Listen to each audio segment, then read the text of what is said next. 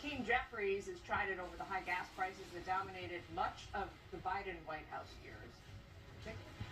President Biden, didn't we have gas prices at over $5? No, well, there were gas prices in the immediate aftermath of and I remember eggs were like $12 a dozen. Talking points.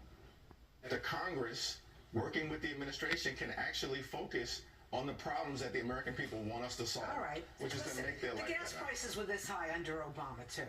So. Well, listen. And Biden. Well, I'm not. Right, President Biden, didn't we have gas prices at over $5? No, well, there were gas prices in the immediate aftermath of and I remember eggs were like $12 a dozen. What do you think?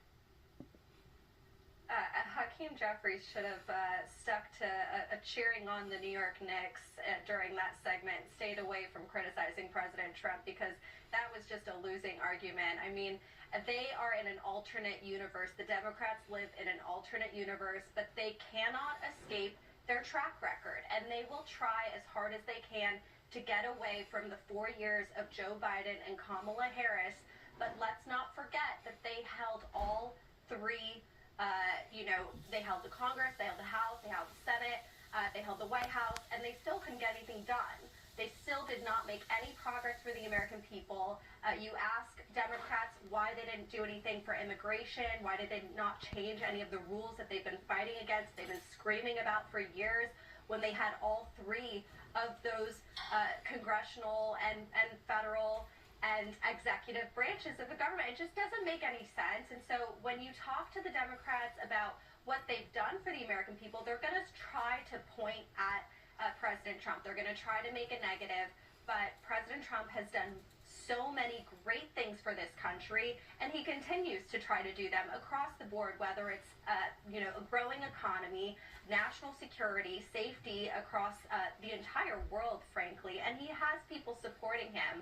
Just today, you saw Macron saying, "We're in your corner. We support the United States of America in this path to peace." And so we didn't have that before. America has to lead, and that's what President Trump does. It was a notable comment from Macron today, considering where the U.S. relationship with France has been the last 3 months since Operation Epic Fury began. I'm glad that you flagged that tonight, Roma.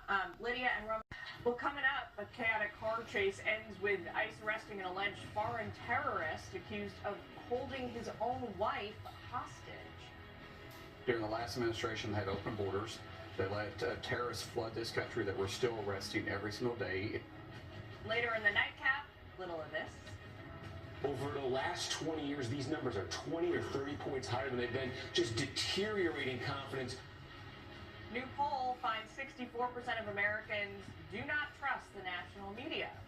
Does that surprise you? Let us know on X and Instagram at Fox News Night. We will read your responses in the nightcap. Our country is starting to sound like an abused spouse saying they love their abuser. Another celeb goes off the rails next. Stick with us.